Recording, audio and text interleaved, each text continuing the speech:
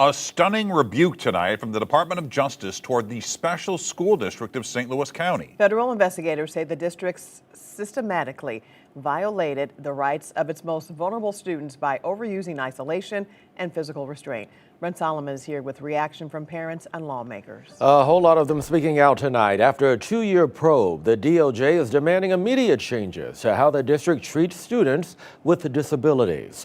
The findings in that 13-page report: children are being trapped in padded rooms for hours over minor infractions like spilling coffee or refusing to go to music class.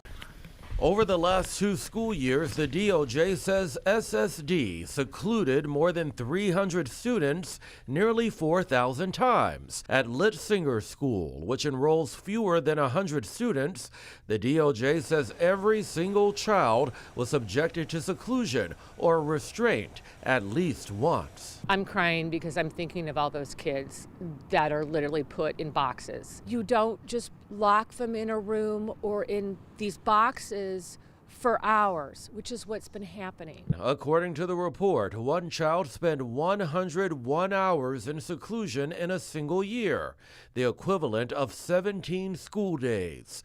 Others were left alone in rooms while engaging in self-harm.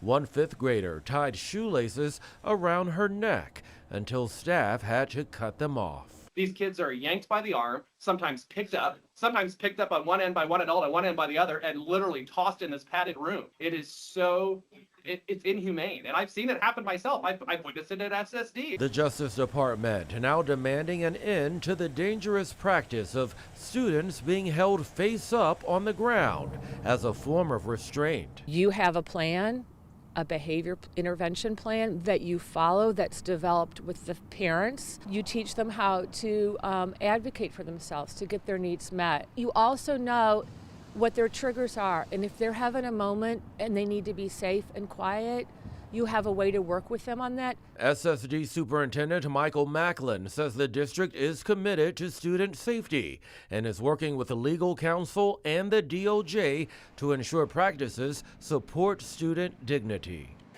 Now, Representative Mackey has tried unsuccessfully to have seclusion rooms banned in Missouri. He says he's going to keep trying. The group Paraquad, which advocates for people with disabilities, says it values its partnership with the school district and stands ready to work collaboratively to strengthen its policies.